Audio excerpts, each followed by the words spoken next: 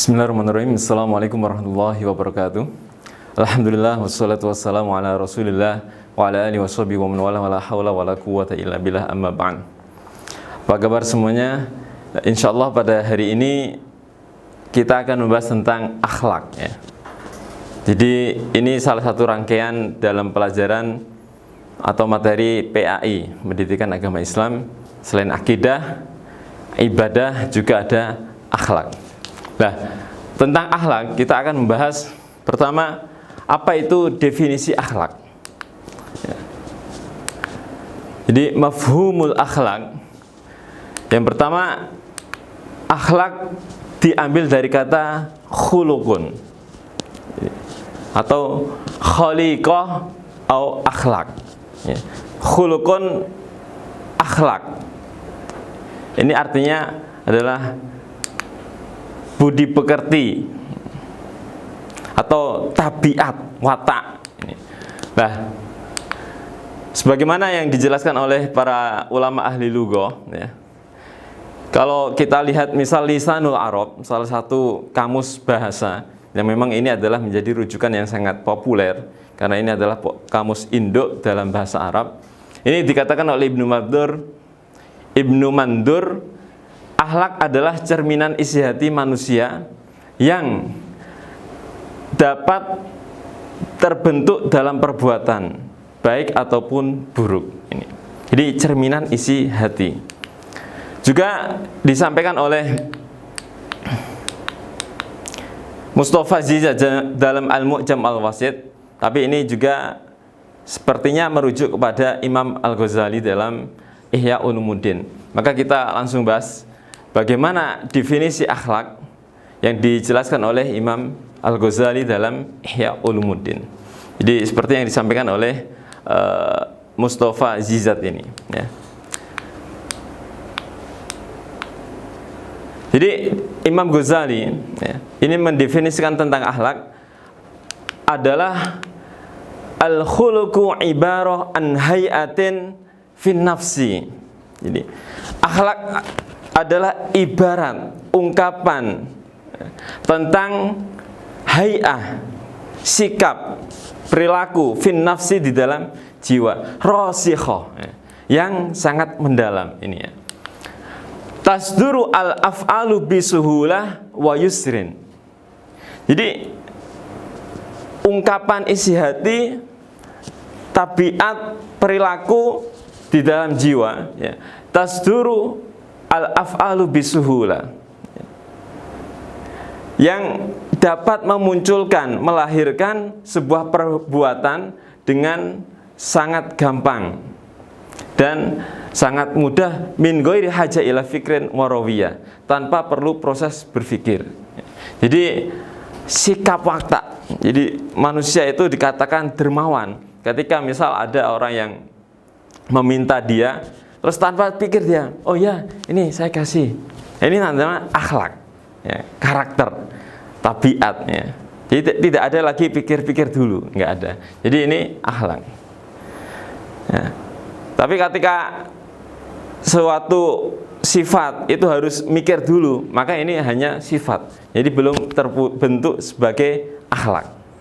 Jadi misal juga ada tetangga kita yang butuh bantuan ya, misal dia sakit, butuh diantar ke rumah sakit, maka kita tanpa proses pikir langsung kita keluarin kendaraan, ayo saya bantu. Nah ini namanya akhlak, karakter ya. Jadi kalau baik itu makanya disebut dengan akhlak. Maka disinilah Imam Ghazali menegaskan, fa in kanat al hayatu bihaistu tasduru anhal af'alu al jamila al mahmuda aqlan wa syar'an summiyat tilka al hay'ah khuluqan hasana. Maka jika yang terlahir itu perbuatan baik, maka disebut dengan akhlak yang baik, khuluqan hasanan. Sebaliknya, wa in kanat as-sadir anha al-af'alu al-qabihah summiyat al-hay'ah allati hiyal masdar khuluqan sayyan. Tetapi ketika perbuatan itu yang terlahir adalah perbuatan yang buruk, maka ini disebutkan khuluq sayyi. Jadi akhlak yang tercela. Maka misal ada orang sedang jatuh, kemudian keluar dari kata-katanya tercela, mencaci maki, menyalah-nyalahkan batu, ya, ini maka ini adalah akhlak yang tercela. Jadi ini watak. Nah, maka inilah pentingnya kenapa kok kita harus belajar tentang akhlak. Nanti kita akan jelaskan pada slide yang berikutnya. Kemudian perintah akhlak adalah perintah Allah dan Rasulnya. Allah Subhanahu wa ta'ala memberikan contoh, berfirman di dalam surat Al-Ahzab, laqad kana lakum fi rasulillahi uswah hasanah. Sungguh, tapi pakainya laqad. Jadi lam lit taukid dan qad ketika memasuk dalam fi'il madhi ini taukid. Jadi ada dua taukid. Sungguh, tenan, ya.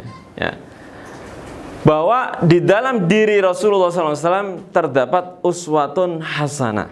Ya, ditambah lagi taukidnya itu ketiga adalah takhir ismu kana atau takhir al-fa'il.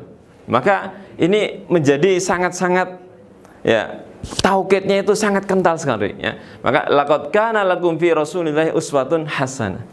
Bahwa Rasulullah SAW yang diutus Allah Subhanahu wa ta'ala untuk umat manusia ini penuh dengan keteladanan yang baik, ya.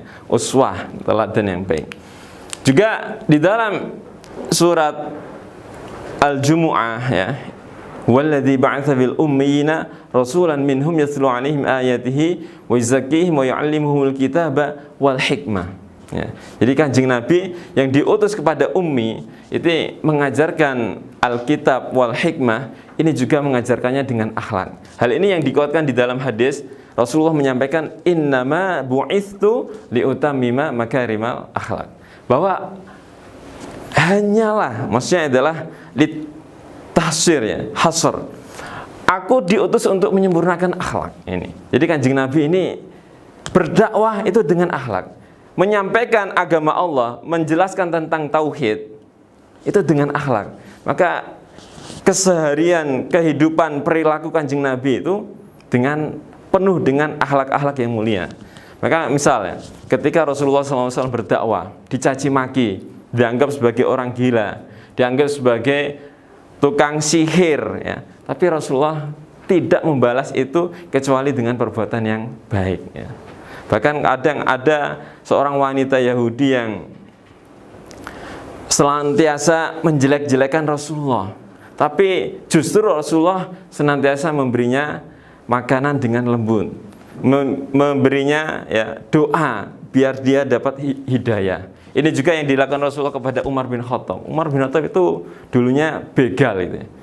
Tetapi Rasulullah SAW ingin mengajarkan hidayah lewat doa.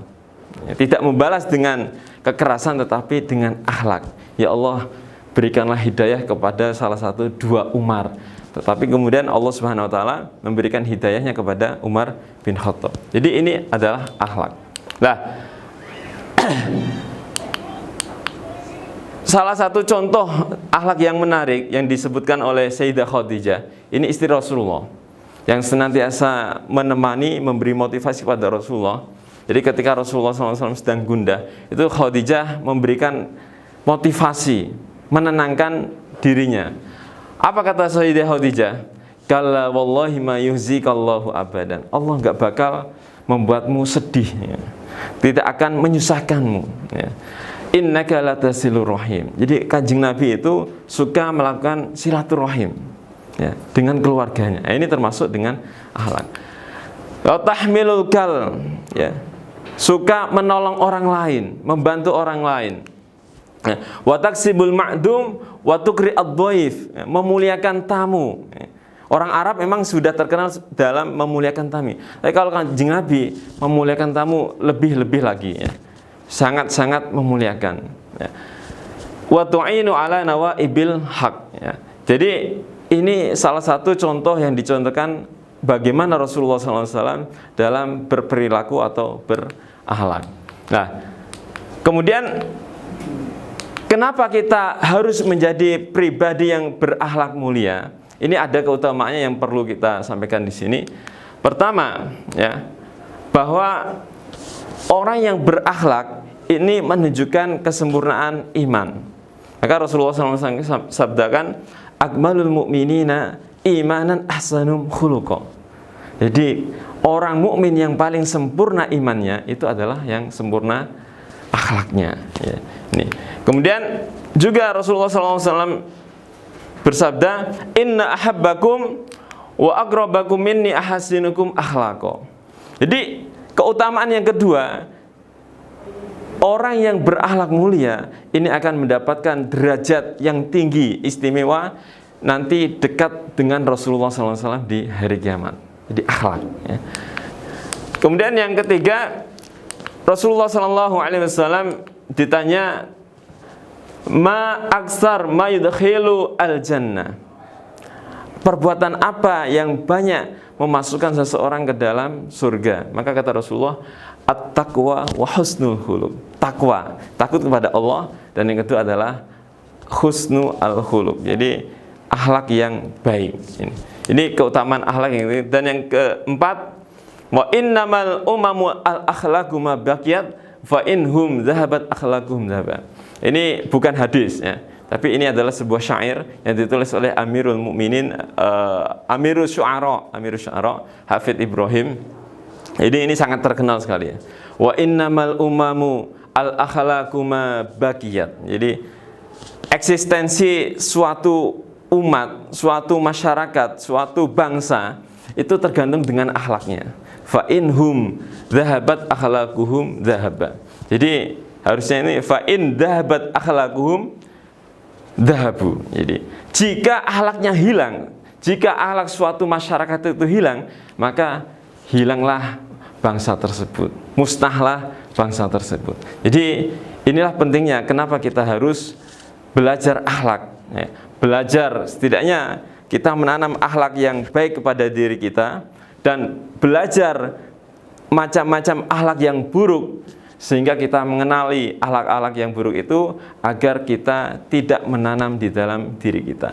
Jadi mungkin ini yang kita kaji pada hari ini. Semoga nanti teman-teman bisa memiliki ya, atau hal ini menjadi motivasi untuk mengkaji akhlak lebih dalam lagi, dan insya Allah kita akan ulas lebih panjang pada pertemuan-pertemuan berikutnya. Demikian kita akhiri dengan hamdalah, alhamdulillahirabbil alamin. Assalamualaikum warahmatullahi wabarakatuh.